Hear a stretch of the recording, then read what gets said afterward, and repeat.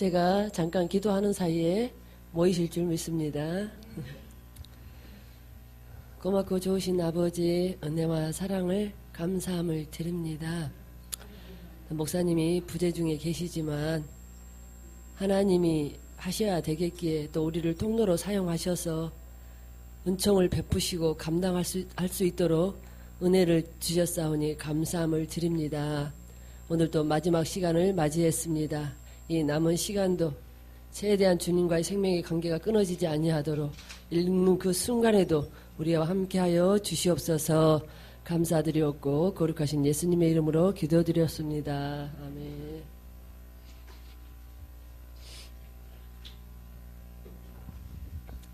어, 27페이지입니다. 큰 2번 27페이지 사라메로의 인간아, 큰 2번 하나님의 이름과 너입니다. 작은 1번 함께 보도록 하겠습니다. 하나님이 야훼로 인간에게 실제하시는 것은 하나님의 이름이 무엇을 의미하는가를 알게 되면 보다 더 선명하게 이해가 된다. 이름을 말할 때 현대에 사는 우리들도 이름을 짓는다. 그러나 현대의 우리는 이름을 짓는다고 하는 것보다 사실은 이름을 가져다 붙인다고 해야 한다. 왜냐하면 우리는 이름을 짓는 것이 아니라 이미 지어진 여러 이름들 가운데 어느 한 개를 취사 선택해서 가져다 붙이는 방식이다. 방식이 지금 우리들의 이름 짓기의 방식이기 때문이다. 예를 들어 필자의 이름이 수환인데 한자로 말해 빼어날 수와 불꽃 환이 합쳐져서 붙여진 이름이다. 그 뜻대로 따르자면 빼어난 불꽃이라는 뜻인데 만약에 필자의 이름이 지어진 이름이라면 필자는 실제로 빼어난 불꽃이어야 할 것이다. 그러나 실제의 필자는 빼어나지도 못했고 타오르는 불꽃이지도 않다. 이것은 그 이름을 붙인 필자의 부친이 가지는 하나의 소망이고 그 소망은 하나의 희망사항에 불과한 것이다. 빼어날 수라는 말과 불꽃환이라는 말은 필자의 부친이 창조한 것이 아니라 이미 누군가에 의해 지어진 말인데 필자의 부친께서 이미 있는 그 말들을 따다가 필자에게 붙여놓은 것이다. 이런 의미에서 필자의 이름은 실제성을 상실한 이름을 가지고 있는 셈이다. 여기서 실제성을 상실하다는 어떤 생명이 있는 이름이 아니라는 거예요. 그죠? 어떤 생명이 있다는 의미가 아니라는 겁니다. 주인도 없고 임자도 없는 말을 가지고 있는 것이다. 아마도 이 책을 읽는 독자들의 경우도 마찬가지라 판단된다. 현대는 이런 의미에서 이름이 익명화된 시대에 사는 것이다. 그러나 이름을 짓는다는 것은 말을 따다가 붙이는 것이 아니라 하나의 사건으로서 창조되는 것이다. 예를 들어 필자가 아는 이름 가운데 김도달이라는 이름을 가지신 할머니를 아는데 그 이름을 짓게 된 배경에는 사연이 있었다. 아들을 원하는 부친께서 자식을 낳았는데도 이번에도 딸이었다. 그래서 또 딸이야가 발음상 도달이 되었다고 한다. 이름을 짓는다는 것은 바로 이런 경우에 비슷하게 해당될 것이다. 지금 우리는 사실 이름을 짓는 것이 아니라 이름을 붙이는 것이라고 해야 옳다. 왜냐하면 개념이 형성된 많은 말들이 이미 있으며 이 있는 말들 가운데 이름을 짓는 사람의 취사 선택에 의해 따와서 그것을 가져다 붙이는 방식이기 때문이다. 좋은 이름을 따서 가져다 붙이는 지금의 방식과 고대 당시의 이름을 짓는 것은 근본적으로 다르다고 보아야 할 것이다. 당시의 개념들이 규정된 말들이 없었고 좋은 이름을 따서 붙일 만한 말이 지금만큼 많지 않았다고 본다. 그래서 그 당시에 이름을 짓는 것은 말 그대로 짓는 것이고 창조하는 것이었다. 그래서 여기서 이 말을 하고자 하는 의미가 뭐냐 그러면 앞에 나가면 이제 더 나가면 나오겠지만 인간은 어떤 이미 있어진 어떤 이름을 갖다 붙이는 방식이지만 하나님은 스스로 계신 분이기 때문에 누가 이름을 붙여서 계신 분이냐, 누가 하나님이라고 이름을 붙여서 야훼라고 이름을 붙여서 야훼로 계시는 게 아니라는 거야. 그냥 하나님은 그곳에 계실 자로 원래 처음부터 스스로 계셨던 분이라는 거예요. 그러니까 원래 야훼는 누군가가 이름을 붙여줘서 계시는 분이 아니라는 거예요. 스스로 계신 분인데 인간은 다 원래 있었던 어딘가에서 다 따와서 다 이름을 붙여가지고 그렇게 부르게 된 거라는 겁니다. 그러면서 이번 하나님의 이름은 누군가가 하나님을 그렇게 지은 것이 아니다 나오죠. 그리고 하나님이 스스로 자신을 그렇게 지은 것도 아니다. 그것은 하나님이 인간에게 향하는 자신의 실제성을 가리키는 것이고 인간을 향한 자신의 실제의 방식을 뜻한다. 실제의 방식을 뜻한다. 이거는 하나님이 살아있음을 나타내는 방식을 말하고 있습니다. 인간에게서 3번 인간에게서 이름을 짓는다는 것은 이름을 짓는 자가 상대 즉 마주서 있는 존재를 부르는 것을 뜻한다. 이름을 부르기 위해서 짓는 것입니다.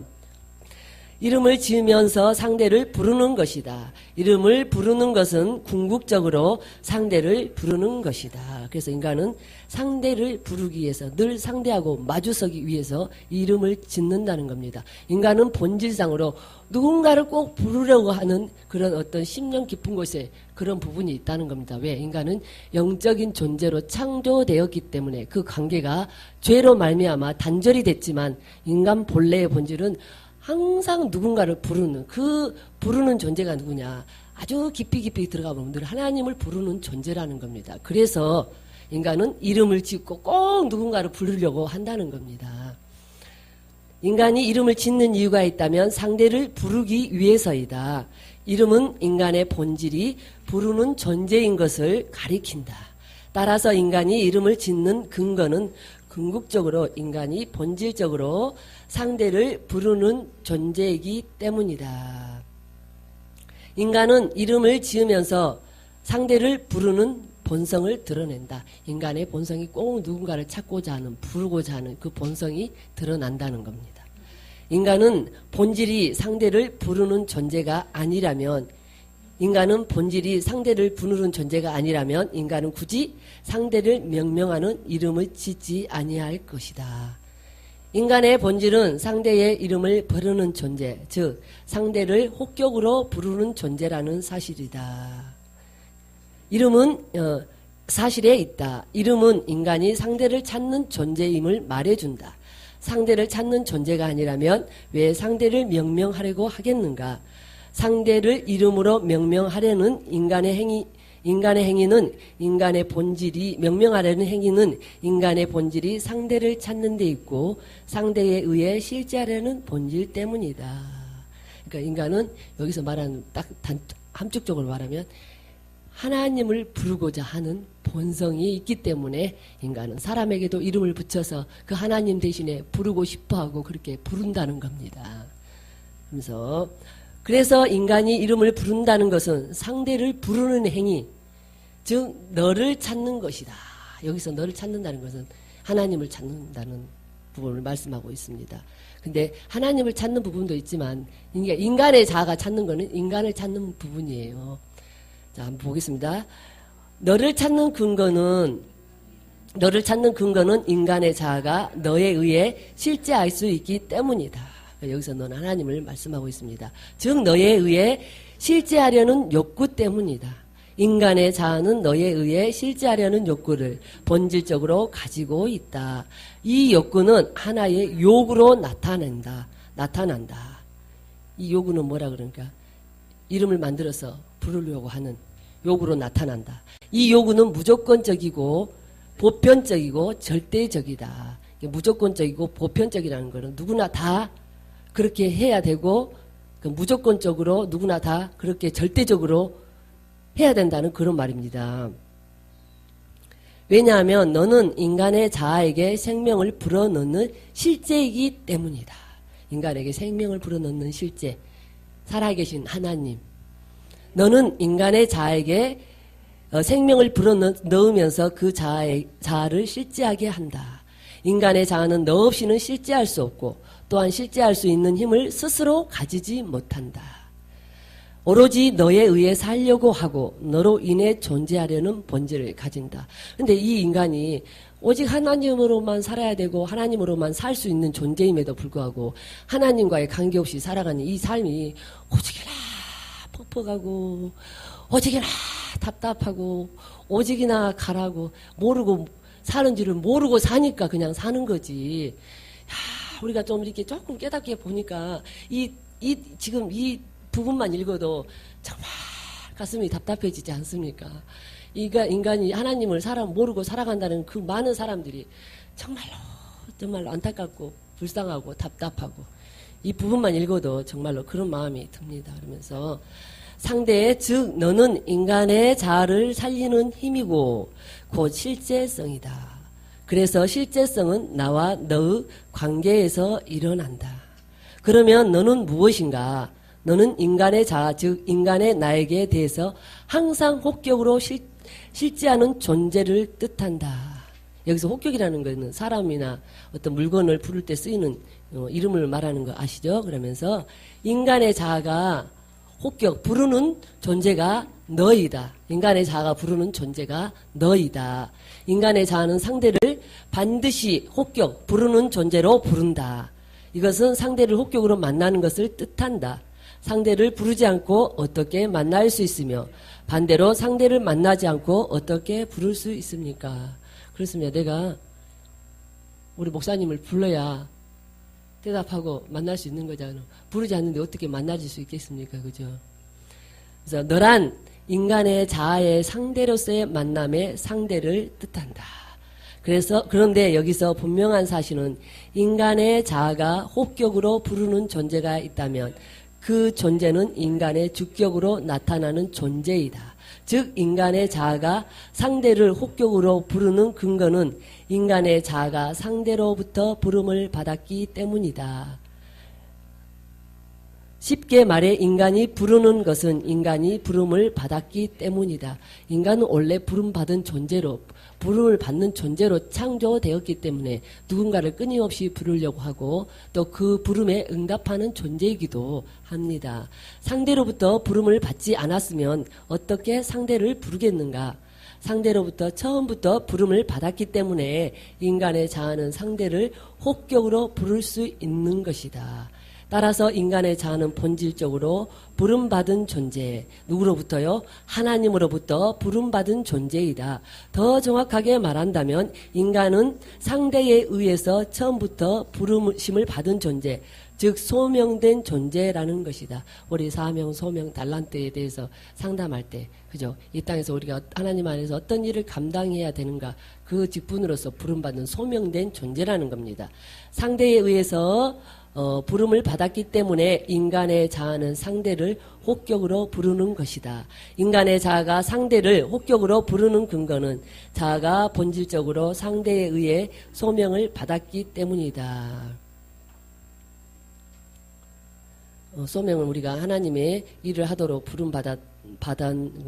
부르심을 받은 부분을 말하고 있습니다. 그러면서 5번에 인간의 자아가 상대를 혹격으로 부르는 근거는 상대로부터 이미 부름을 받았기 때문이고 이 근거에서 인간의 자아가 상대를 혹격으로 부를 수 있다면 그 자아를 처음부터 불렀던 존재란 누구인가? 이 존재를 우리는 하나님이라고 할 수 있다.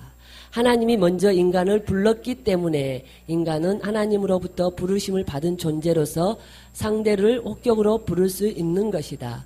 인간이 상대를 혹격으로 부를 수 있는 유일한 근거는 그가 본질적으로 하나님으로부터 부르심을 받았기 때문이다. 그러니까 우리가 하나님으로부터 부르심을 받는 존재이기 때문에 우리도 누군가를 부를 수 있다는 겁니다. 처음부터 우리가 누군가로부터 부르심을 받은 존재가 아니었다면 우리도 누군가를 부를 수 있는 사람이 아니라는 거예요. 부를 수 있는 인간이 아니라는 거예요. 근데 우리는 처음부터 하나님으로부터 부르심을 받은 존재였기 때문에 우리도 누군가를 부를 수 있는 존재가 되었다. 우리가 누군가를 부른다는 것은 하나님을 부를 수 있는 존재가 되었다는 거거든요. 그러니까 인간이 하나님으로부터 부르심을 받았기 때문에 하나님을 부를 수 있는 존재가 됐다는 겁니다. 그러면서 그가 본질적으로 하나님으로부터 부르심을 받았기 때문이다. 즉 하나님은 인간의 자아에 대해 본질적으로 부르는 존재인 것이다. 하나님이 인간에게 혹격으로 부르는 존재로 존재하지 않는다면 그는 결코 하나님을 상대해서 혹격으로 부를 수 없다. 따라서 인간은 처음부터 하나님의 혹격인 것이다. 하나님을 부르는 존재인 것이다. 그 말입니다. 인간의 자아는 본질적으로 하나님의 혹격이다.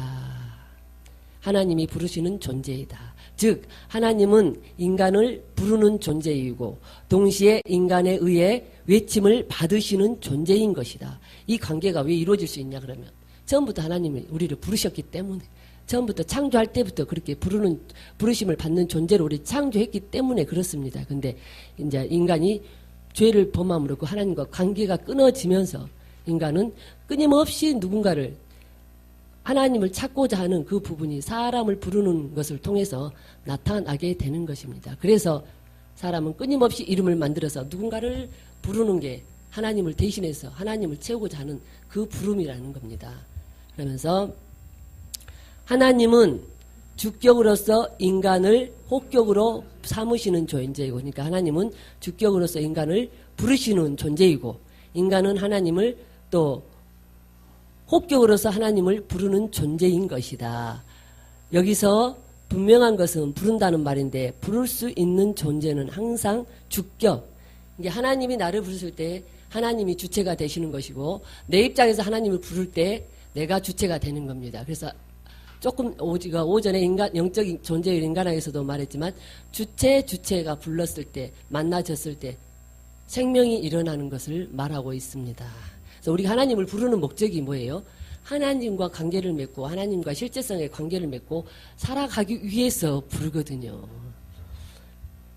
그래서 여기서 분명한 것은 부른다는 말인데 부를 수 있는 존재는 항상 주격 또는 주체가 된다. 오로지 주격적인 존재만이 부르는 존재가 될 수 있다는 것이다.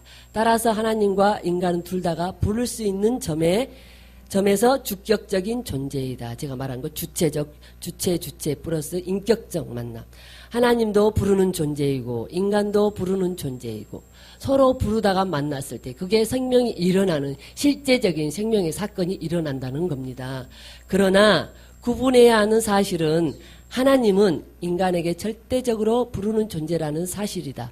반면에 인간은 하나님으로부터 부르심을 받은 존재로서 상대적으로 부르는 존재이다. 그러니까 이 말은 뭐냐 그러면은 하나님은 무조건적으로 부르시는 존재이지만 인간은 하나님이 불러주시지 않으면은 하나님에게 부름받은 존재가 안 되면은 누군가를 부를 수 없다는 겁니다. 그러니까 우리가 하나님이 우리를 불러주시지 않으면 우리는 절대 하나님을 부를 수 없는 존재라는 겁니다.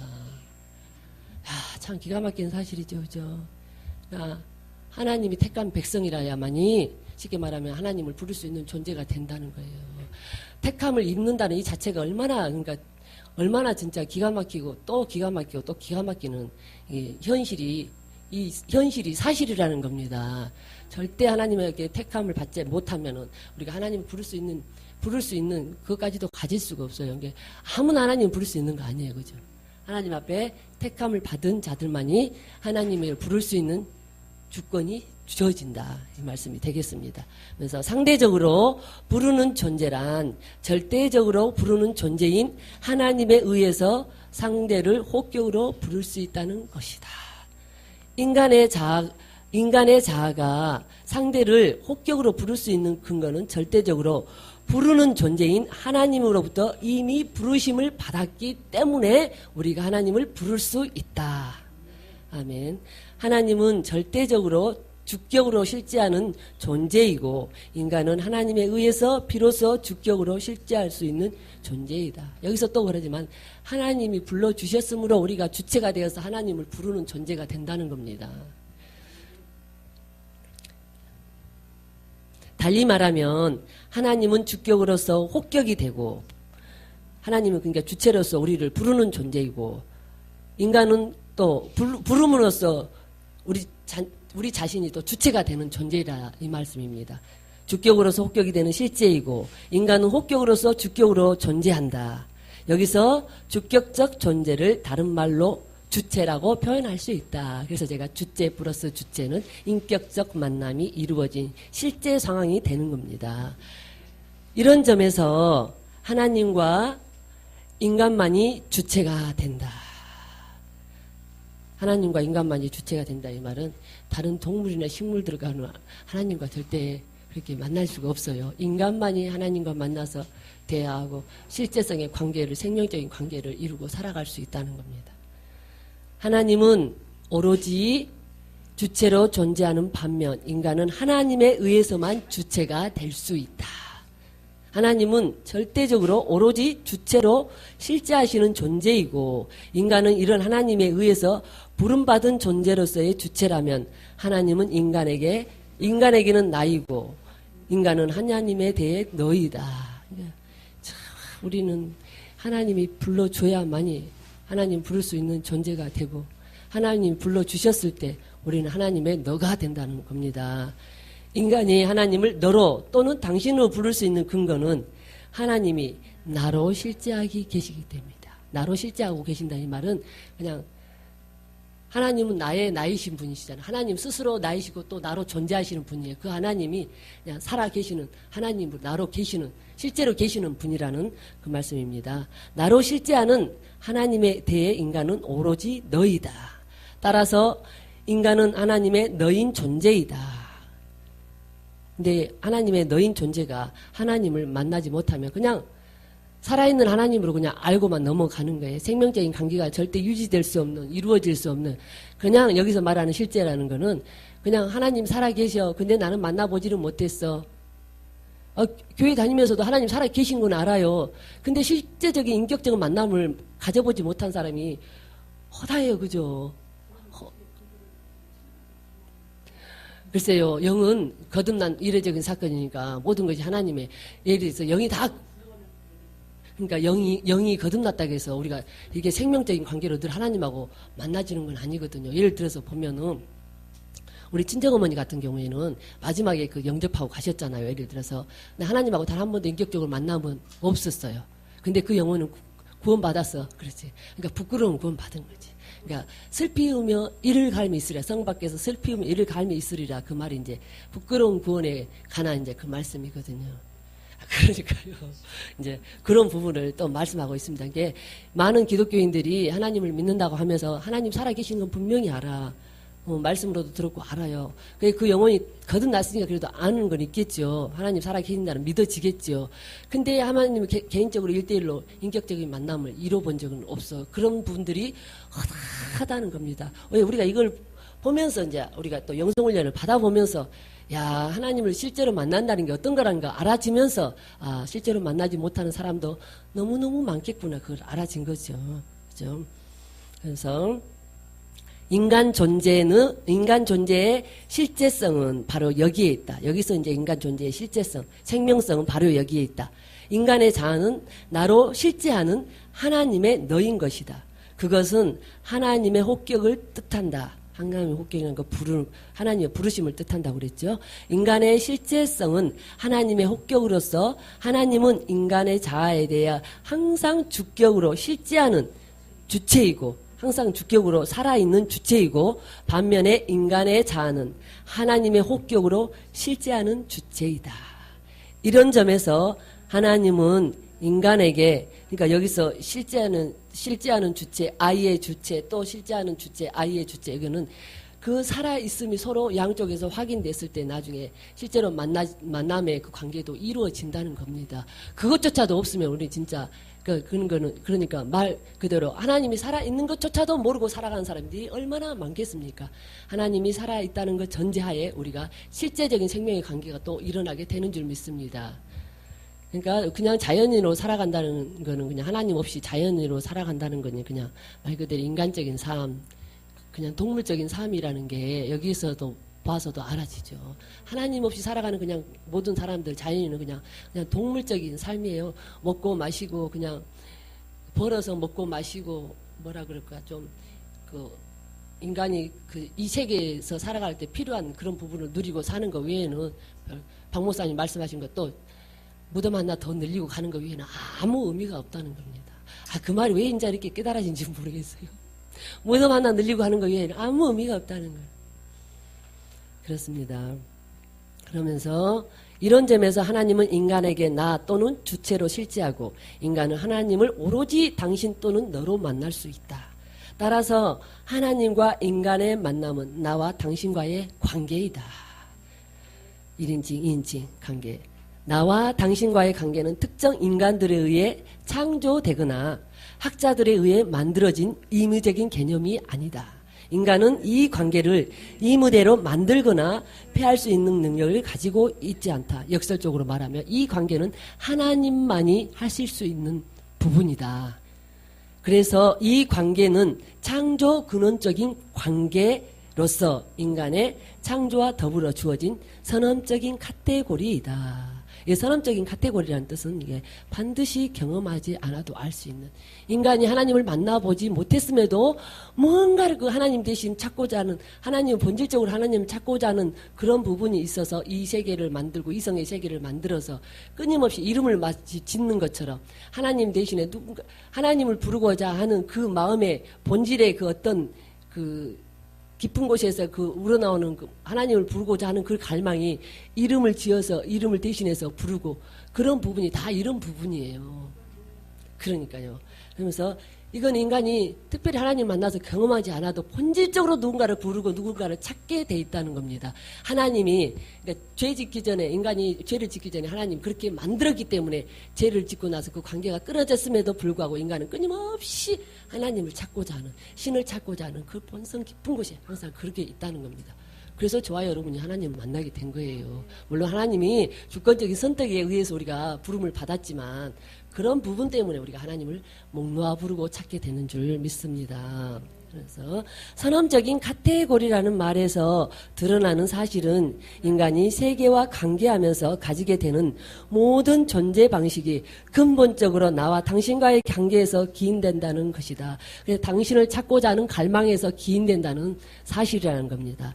다시 말해 인간이 세계와 가지는 모든 관계 방식, 예컨대 타인과의 관계, 이웃과의 관계, 자신과의 관계 등은 사실은 이 선언적인 관계에서 나온다는 것이다. 특별히 어떻게 경험하지 않아도 그냥 인간 심령 깊은 곳에서 그래 갈망하는 그런 부분이라는 겁니다. 이 모든 관계하는 모든 것이 다 하나님을 찾고자 하는 그 갈망에서 일어나는 거랍니다. 그러면서 나와 당신과의 관계가 인간에게 이미 선언적으로 주어지지 않았다면 인간은 결코 세계와의 관계를 가질 수 없다. 자신과 세계와의 관계를 창조할 수 없고 자신과 이웃과의 관계를 가질 수 없다. 경험되어지 않았지만 이미 창조 전에 이미 주어진 관계였기 때문에 인간이 살아가면서 경험해보지는 않았지만 그런 것들을 통해서 하나님을 찾고자 하는 그런 갈망이 있다는 겁니다. 그래서 8번에 자신과 세계와의 관계란 인간 자신이 가지는 능력을 세계에 펼치는 정신적 행위와 관계하는데 여기에서 예술이나 문학이나 종교나 철학이 일어나는 것이다. 자신과 이웃과의 관계란 인간 자신이 타인과의 관계에서 자신을 펼치는 정신적 행위를 의미하는데 여기에서 인륜이나 도덕이나 법이 일어나는 것이다. 그러니까 인간이 세계와 가지면서 생겨나는 모든 정신적 창조 행위는 근본적으로 나와 당신과의 관계에서 비롯되는 것이다. 그러니까 하나님을 찾고자 하는 그 갈망에서 비롯되는 것이라는 겁니다. 즉 인간과 하나님과의 영적인 관계에 근거하지 않으면 인간은 세계와의 관계를 창조적으로 가질 수 없는 것이다. 인간이 세계와의 관계를 창조적으로 가질 수 있는 근거는 하나님과의 영적인 관계이다. 아까 제가 사람의로 인간학을 이렇게 딱 앉아서 근데 어떤 느낌이 드냐면 영적 존재로의 인간학이 이미 이거 다 바탕이 되어 있어요. 그러면서 사람의로 인간학에서 다시 한번 좀 쉽게 풀어주는 부분이 있거든요. 이미 영적 존재로 인간학에서 다 나왔던 말씀이에요. 그러니까 영적 존재로 인간학의 책이 아주 집을 짓는 아주 기초석 있잖아요. 든든한 기초석이라면 이거는 이제 어떤 모형으로 사람의로 인간학은 그 기초석에 집을 지어 가잖아요. 기둥도 세우고 유리창도 달고 뭐 지붕도 하고 안에 내부 어떤 그런 인테리어도 하고 그런 부분이 이제 입체적으로 드러나는 부분이 이제 사람의로의 인간학이다. 그 마음이 다 오는 거예요. 아, 영적 존재로 인간학이 기본을 깐다면 사람의 인간학은 입체적으로 건물이 모습이 드러날 수 있도록 보여지는 부분이구나. 그런 부분이 다 좀 알아지더라고요. 그래서 여기 내용들이 다 인간학에서 나왔던 내용들입니다. 그러면서 따라서 인간이 세계와 가지는 관계에서 생겨나는 모든 정신적 창조 행위의 기초는 인정하든 인정하지 않든 하나님과의 영적인 관계를 함축하고 있다. 그죠? 하나님을 만나고자 하는 그 갈망을 함축하고 있다는 겁니다.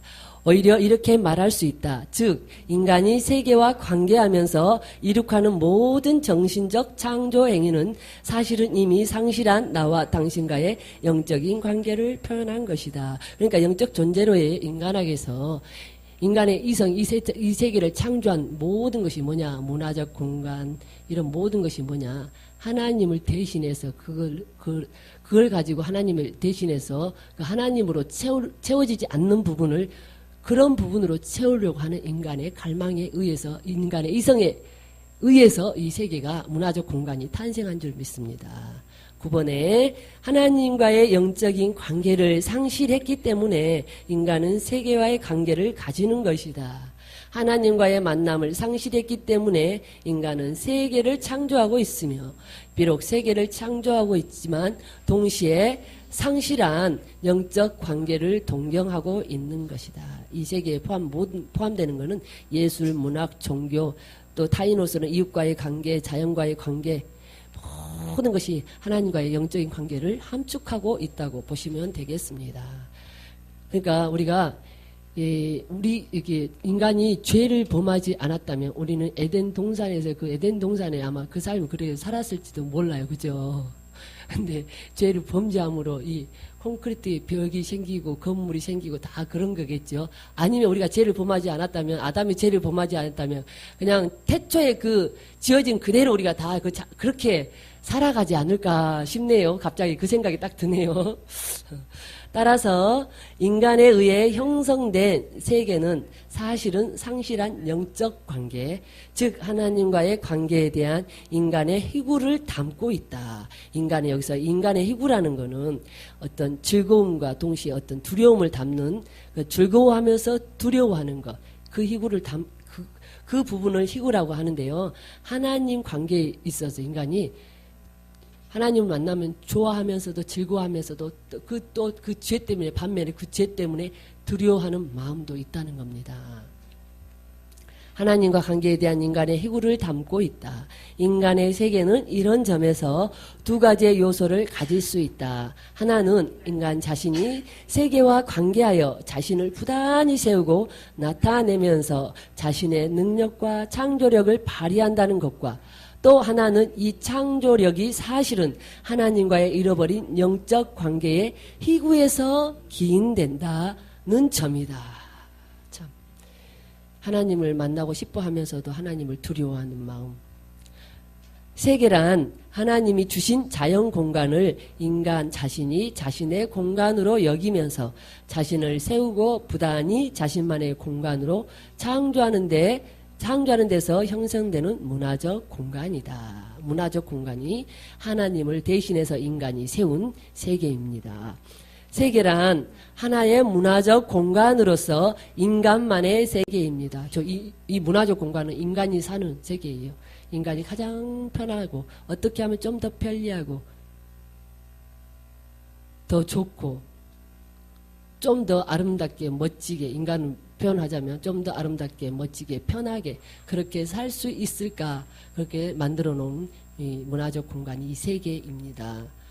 이것은 하나님이 만드신 자연을 가지고 인간이 스스로 주인이 되어서 그 자연을 자기 자신만을 위한 인위적 공간 또는 문화적 공간으로 재창조한 세계인 것을 뜻한다. 그러니까 이 세계는, 이 문화적 공간은 인간이 재창조한 세계예요. 하나님이 재창조한 세계가 아니라, 하나님은 사람을 재창조하지만 인간은 문화를 재창조하고 있다. 그래서 세계란 본질적으로 인간 자신만을 위한 세계인 것이다. 그러나 이 인간이 세계를 자신만의 문화적 공간으로 만들었지만 이렇게 만드는 심리는 본질적으로 잃어버린 하나님과의 관계에서 비롯된다. 그런데 이 인간이 만드는 세계는 언젠가는 불타 없어질 세계입니다. 유한한 세계. 네, 하나님이 만든 세계는, 저 영원한 세상은 그냥 유한한 게 아니라 무한한, 끝이 없는 세계거든요. 그래서 인간과 하나님과의 그 차이가 그겁니다. 인간은 이 불타 없어질 70년, 80년 살다가 나중에 주님이 오시면 다 하나님 불타 없애신다고 그랬잖아요. 다 불타버리는 세계인데, 그 불타버릴 세계를 그렇게, 그래, 그만큼 그 문화의 세계가, 이 세계가 발전하면 발전할수록 그만큼 하나님을 갈망하고 있다는 표현이기도 합니다.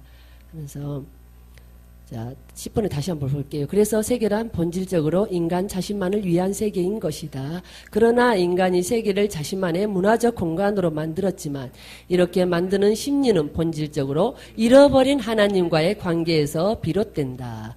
하나님과의 영적 관계, 즉 나와 당신과의 관계에서 세계가 비롯되는 것이다. 인간은 자연을 자신만의 공간으로 만들면서 세계를 창조한다. 그 세계는 인간과 자연과의 관계이기 때문에 나와 그것과의 관계이다. 그러나 세계는 잃어버린 하나님과의 관계를 동경하는 인간 욕구의 표현이다. 그러면서 저번에 이거는 이제 박 목사님이 말씀한 부분을 제가 여기다 이렇게 적어놨어요. 우리가 목회를 하면서도, 그러니까 우리가 이 책을 읽으면, 영적 존재의 인간학 책을 읽으면서도, 사람의로의 인간학 책을 읽으면서도 그 하나님을 만나지 못한 인간의 삶이라는 게 얼마나 정말로 비참하고, 본인들은 비참하지 않아요. 왜요? 그 하나님을 대신해서 자기들이 원하는 대로 참 돈 벌어서 멋지게 열심히 아주 넓은 집에서, 그죠? 좋은 데 다 다니면서 좋은 거 다 먹으면서 마시면서 그렇게 살기 때문에 자기 본인들이 비참하다고 생각하지 않아요. 근데 그렇게 살다 가는 결말에 갔을 때 이제 자기들이 그때는 비참함을 느껴도 어떻게 그때는 돌이킬 수도 없다니까요. 어떻게 해볼 수도 없다니까요. 그러니까 인간이 모르고 산다는 그 자체가, 모르는지를 모르고 사는 그 자체가 얼마나 불쌍하고 비참합니까? 근데 그 불쌍하고 비참함까지도 몰라요. 다 잘 살고 있는 줄 알아요. 다 착각하고 가기 때문에. 그 사단이 그렇게 착각하게 만들어요. 왜? 다 지옥으로 끌고 가려고 그렇게 하는 거거든요. 그러면서 그때 목사님이 여기다 적어놨던 부분을 제가 이렇게 말씀하셨던 부분을 적어놨어요. 첫 번째, 목회가 하나님이 붙여준 영혼을 위해서 하는지. 두 번째, 자기의 양적인 부흥을 위해서 하고 있는지. 이렇게 딱 물음을 주셨어요. 저도 이제 나름대로 지금 개척해서 하고 그러지는 않습니다만은 이런 것을 보면서, 자, 우리 많은 영성하시는 목사님들도 계세요. 근데 또 1, 2기에서 또 힐맨하신 목사님들은 또 이런 부분들은 안 계실 거라고 믿습니다. 왜? 그분들도 예전에는 다 그 개척하면 부흥되고 교회가 양적으로 부흥해서 성도들도 많아지고 또 교회가 또 좀 더 크게 지어서 숫자 개념. 예전에 하나님 저한테 한번 깨닫게 하시는데요. 사람들이 전부 다 수에 좀 더 많았으면 좋겠다. 돈이 많았으면 좋겠다. 교회가 컸으면 좋겠다. 성도가 많았으면 좋겠다. 전부 다 이 수의 개념에 매어서 죽어간다는 걸 오늘 하나님이, 저는 그걸 생각한 적도 없는데 어느 날 하나님 그걸 깨닫게 하시는 거예요. 많은 사람들이 목회를 하면서 숫자에 매어서 거기에 함몰되어서 죽어간다는 거예요. 성도가 많았으면 좋겠다. 교회 하면 돈도 많았으면 좋겠다. 교회가 또 컸으면 좋겠다. 전부 다 숫자에 매여서 그런다고 그러더라고요. 근데 지금 우리 힐맨 하시는 분들은 그 숫자에 매이지 않잖아요. 예전 같았으면 목사님 지금 외부에 이제 나가 계시니까, 미국에 가 계시니까, 아유, 목사님 안 계시는데 사람들 좀 안 올 수도 있겠네. 좀 안 오면 어떡하나. 그런 것도 있을 수 있어요. 근데 전혀 그런 게 자유하더라고. 너무너무 감사하더라고. 하나님이 필요한 사람은 꼭 보낸다. 들을 자들은 꼭 듣게 하신다. 이게 믿음을 하시니까 안 와도 상관없고 또 오셔도 감사하고, 왜? 모든 주권은 하나님께 있기 때문에 그렇다. 그 생각이 들더라고요. 그래서 너무너무 자유가 갑니다. 우리 그 새벽기도 할 때 있잖아요. 우리 권사님 한 분 계실 때도 있어요. 근데 저번에 우리 권사님 딱 한 분 저 할 때 한 분 계셨었는데 전혀 모르신 분이 한 분 또 오셨더라고요.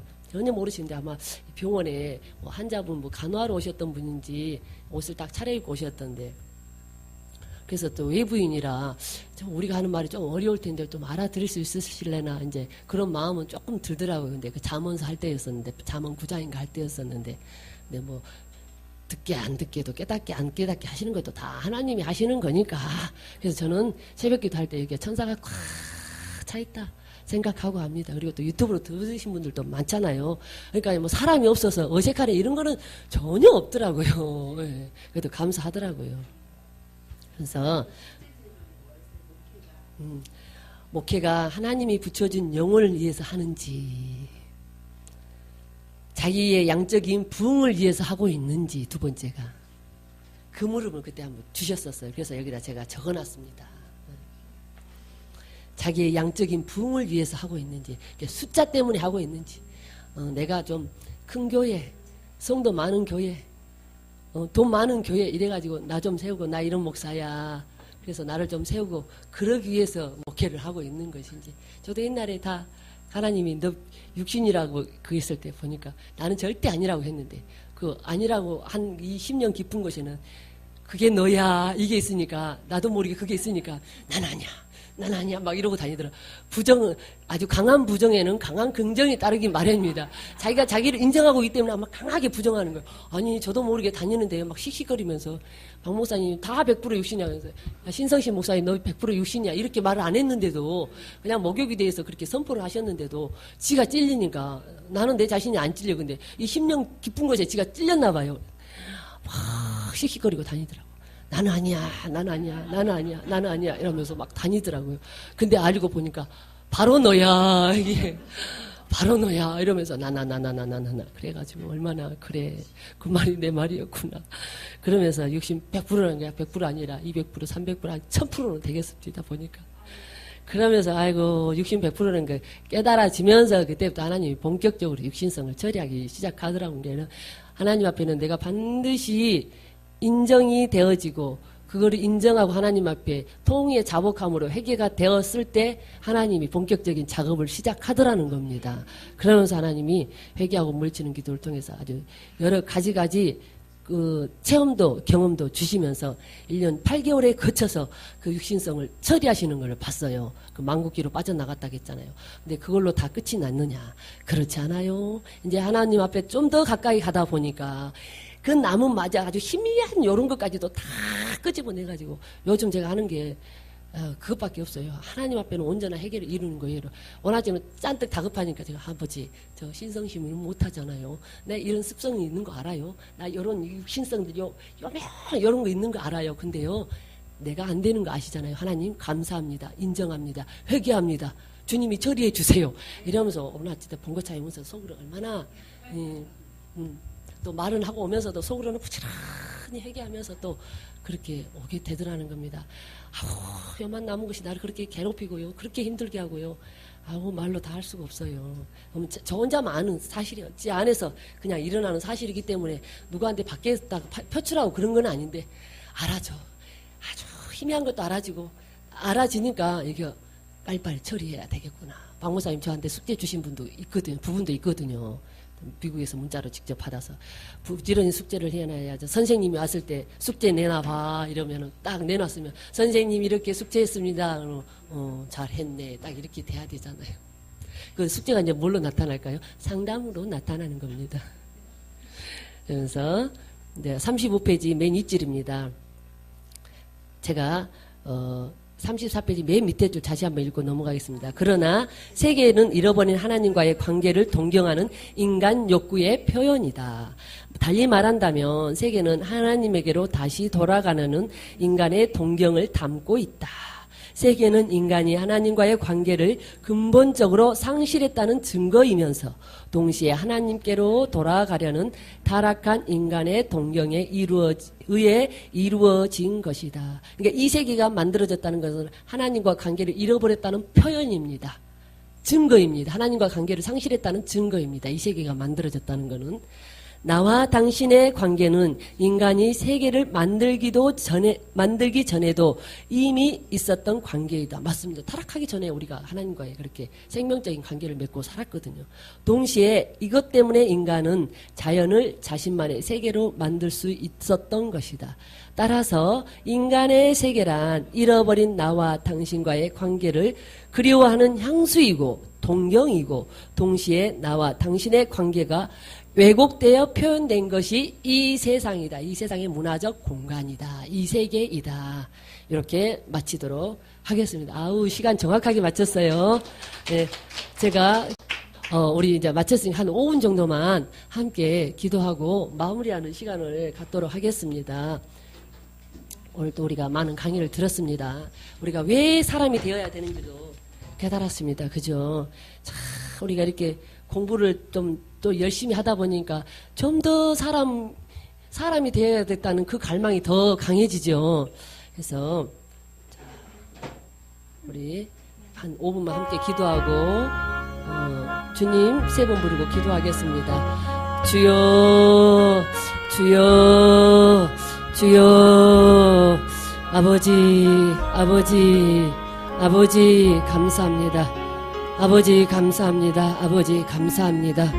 아버지 결코 인간으로서는 알 수도 없고 알아들을 수도 없고 깨달을 수도 없는 참으로 귀한 아버지 책을 통해서 우리가 사람이 되고 하나님의 창조한 사람으로서의 삶을 어떻게 살아야 될 것인가를 깨닫게 하시니 또한 감사함을 드립니다. 아버지 우리의 힘으로 능으로 되는 것이 아니고 모든 것이 하나님의 능으로 되는 것이오니 다시 한번 주님 간구합니다. 우리의 남은 육신성들을 온전히 처리하시고 주님이 죽으셨던 것처럼 그래도 그렇게 우리도 온전히 죽음으로 하나님의 뜻을 이루어드리는 우리의 복된 삶이 될 수 있도록 인도하시니 감사합니다. 아버지 우리가 이 사람 되는 길에 정말로 지체하지 않고 달려갈 수 있도록 다시 한번 열심을 내어 달려갈 수 있도록 은총 베풀어 주시옵소서. 할렐루야 나 가오디스비 거레스가 위아래베 겨우데스카와 할렐루야 나 가오디스비 거레스가 위아래베 겨우데스카와 아버지 우리 마음에 혹여나 게으름이 올라온 부분들이 있었다면 다시 한번 회개하오니 용서하여 주시옵시고 우리가 이 사람 되는 일에 아버지 최선을 다해서 다시 한번 중심을 들여 달려갈 수 있는 귀하고 복된 계기가 될 수 있도록 또한 은총을 베풀어 주셨사오니 감사합니다. 아버지 나 가오디스비 거레스가 위아래베 겨우데스카와 아버지 나 가오디스비 거레스가 위아래베 겨레데레스카와 아버지 감사합니다. 아버지 감사합니다. 나 가오디스비 거레스가 위아래베 겨레데레스카오데스카와 아버지 나 가르베 겨레스가 위아래베 겨레데레스카오데스카와 아버지 또 담임 목사님 4분 아버지 미국에 사역 중이십니다. 이 귀한 생명 사역을 온전히 감당할 수 있도록 은혜 베풀어 주셨사오니 감사합니다. 아버지 나 가오데스비 가오데스카 다시 한번 우리가 애통하는 마음으로 그렇게 주님 앞에 간구합니다. 나 가오디스비 거레스카 위아래베 겨우데스카와 우리 자신이 다시 한번 무엇을 위해서 살아왔는지 우리 자신을 돌아볼 수 있는 귀한 계기가 될 수 있도록 이제는 앞으로 오직 하나님만 위해서 주님만 위해서 많은 영혼들을 위해서 우리가 그렇게 살아갈 수 있도록 은총 베풀어 주시오니 감사합니다. 아버지 나 가오디스비 거레스카 위아래베 겨우데스카와 아버지 지금까지는 우리의 욕심에 의해서 살아온 삶이라면 이제는 온전히 주님으로만 살아드릴 수 있는 사람된 인간으로서 살아드릴 수 있는 우리의 남은 생애가 될 수 있도록 이끌어 주시오니 감사함을 드립니다. 할렐루야 아버지 감사합니다.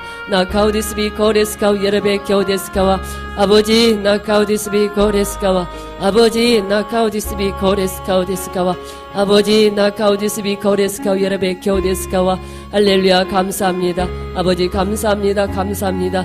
나 가우디스비 거레스카 위아래베 겨우데스카와 아버지 나 가오레스카 위아래베 겨우레데스카오데스카 위아래베 겨우데스카와 아버지 나 가오레스카 위아래베 겨울레스카 위아래베 겨우데스카와 아버지 주님이 그러셨던 것처럼 이제 우리도 많은 영혼들을 위해서 울 수 있는 자로 참 사람으로 주님 세워 주시옵소서.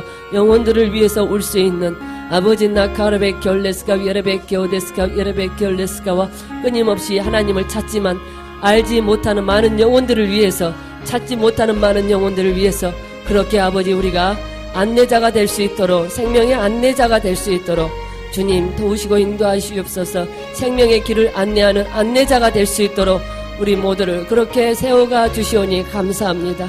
아버지 나카우디스비 코레스카와 예라스카와 양이틀간에 걸쳐서 함께 하신 주님 감사합니다. 나카우디스비 코레스카 예레베케오레디레스카와 아버지 감사합니다. 나카우디스비 코레스카 예레베케오레베케오데스카와 감사합니다. 아버지 감사합니다. 감사드렸고 거룩하신 예수님의 이름으로 기도드렸습니다. 주기도문 하심으로 마칩니다. 하늘에 계신 우리 아버지여, 이름이 거룩히 여김을 받으시오며 나라의 임하옵시며 뜻이 하늘에서 이루어진 것 같이 땅에서도 이루어지리라. 오늘날 우리에게 일용할 양식을 주옵시고 우리가 우리에게 죄 지은 자를 사하여 준 것 같이 우리의 죄를 사하여 주옵시고 우리를 시험에 들지 말게 하옵시며 다만 악에서 구하옵소서. 나라와 권세와 영광이 아버지께 영원히 일사옵나이다. 아멘. 할렐루야. 모든 영광 하나님께 올려드립니다. 이틀 동안 수고하셨습니다. 애쓰셨습니다.